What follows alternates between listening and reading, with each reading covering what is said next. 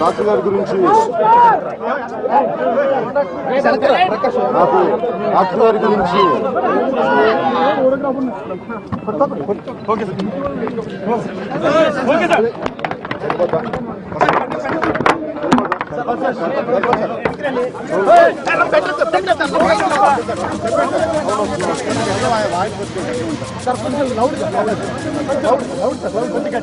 Okay sir ready.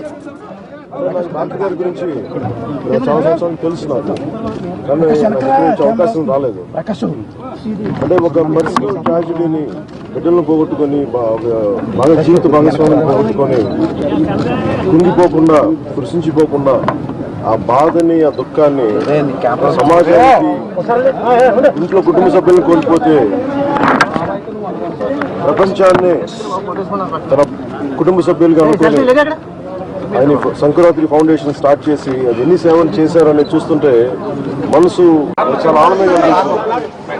ఎందుకంటే doctor గారి గురించి డాక్టర్ గారి గురించి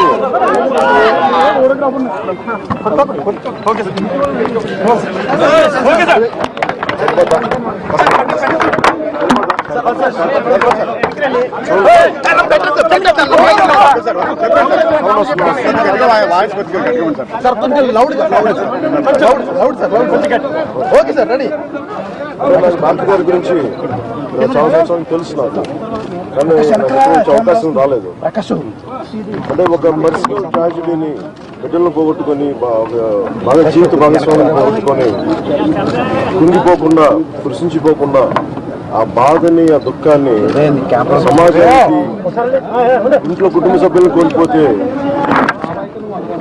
ప్రపంచాన్ని తన కుటుంబ సభ్యులుగా అనుకొని ఆయన సంక్రాంతి ఫౌండేషన్ స్టార్ట్ చేసి అది ఎన్ని సేవలు చేశారని చూస్తుంటే మనసు చాలా కలిసి వేసింది నాకు. అంటే ఇంత త్యాగం చేయొచ్చా ఒక పర్సనల్ గా ఒక జీవిత భాగస్వామి బిడ్డలను పోగొట్టుకొని కూడా దాన్ని సమాజానికి ఉపయోగపడేలా వ్యక్తులు ఉన్నారు అంటే అది మనకి డాక్టర్ చంద్రశేఖర్ గారికి అనిపిస్తుంది.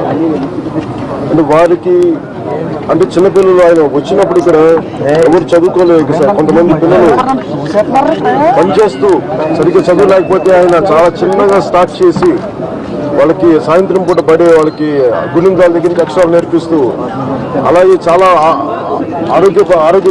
ఆరోగ్యపరంగా సమస్యలు ఉన్నాయని చెప్పి ప్రభుత్వాల మీద ఆధారపడకుండా ఆయన మొత్తం ఆయన జీవితాన్ని ఒక కెనడాలో చాలా ఒక అద్భుతమైన జీవితాన్ని వదులుకొని ఆయన భారతదేశానికి వచ్చి ఇక్కడ ప్రజలకి సేవ చేయటం ఇవన్నీ చూస్తే నాకేమనిపిస్తుంటే మనకి ఇలాంటి చంద్రశేఖర్ గారు లాంటి వ్యక్తులు ఉండబట్టే ఈ సమాజం ఇంకా చాలా సమగ్రతతో ఉంది, చాలా బలంగా ఉంది. ఇలాంటి వ్యక్తులే మనకి సమాజంలో లేకపోయినంటే ఈ పాటి భారతదేశం ఇప్పుడు ఒక విచ్ఛిన్నకరమైన పరిస్థితిలో ఉండేది. నిజమైన హీరోలు డాక్టర్ చంద్రశేఖర్ గారు లాంటి వాళ్ళు అనిపిస్తారు. అంతేగాని మాటలు చెప్పేవాళ్ళు కాకుండా నిజంగా చేతుల్లో చెప్పేవాళ్ళు నాకు. అందుకనే వారికి మనస్ఫూర్తిగా ఇందాక నా పాదాభివందనాలు తెలియజేశాను. వారికి చాలా కలిసి వేసింది నాకు. అంటే ఇంత త్యాగం చేయొచ్చా ఒక పర్సనల్ గా ఒక జీవిత భాగస్వామి బిడ్డలను పోగొట్టుకొని కూడా దాన్ని సమాజానికి ఉపయోగపడేలా వ్యక్తులు ఉన్నారు అంటే అది మనకి డాక్టర్ చంద్రశేఖర్ గారికి అనిపిస్తుంది. అంటే వారికి అంటే చిన్నపిల్లలు ఆయన వచ్చినప్పుడు ఇక్కడ ఎవరు చదువుకోలేదు సార్. కొంతమంది పిల్లలు పనిచేస్తూ సరిగ్గా చదువు లేకపోతే ఆయన చాలా చిన్నగా స్టార్ట్ చేసి వాళ్ళకి సాయంత్రం పూట పడే వాళ్ళకి గుణింగాల దగ్గరికి అక్షరాలు నేర్పిస్తూ అలాగే చాలా ఆరోగ్యపరంగా సమస్యలు ఉన్నాయని చెప్పి ప్రభుత్వాల మీద ఆధారపడకుండా ఆయన మొత్తం ఆయన జీవితాన్ని ఒక కెనడాలో చాలా ఒక అద్భుతమైన జీవితాన్ని వదులుకొని ఆయన భారతదేశానికి వచ్చి ఇక్కడ ప్రజలకి సేవ చేయటం ఇవన్నీ చూస్తే నాకేమనిపిస్తుంటే మనకి ఇలాంటి చంద్రశేఖర్ గారు లాంటి వ్యక్తులు ఉండబట్టే ఈ సమాజం ఇంకా చాలా సమగ్రతతో ఉంది, చాలా బలంగా ఉంది. ఇలాంటి వ్యక్తులే మనకి సమాజంలో లేకపోయినంటే ఈ పాటి భారతదేశం ఇప్పుడు ఒక విచ్ఛిన్నకరమైన పరిస్థితిలో ఉండేది. నిజమైన హీరోలు డాక్టర్ చంద్రశేఖర్ గారు లాంటి వాళ్ళు అనిపిస్తారు. అంతేగాని మాటలు చెప్పేవాళ్ళు కాకుండా నిజంగా చేతుల్లో చెప్పేవాళ్ళు నాకు. అందుకనే వారికి మనస్ఫూర్తిగా ఇందాక నా పాదాభివందనాలు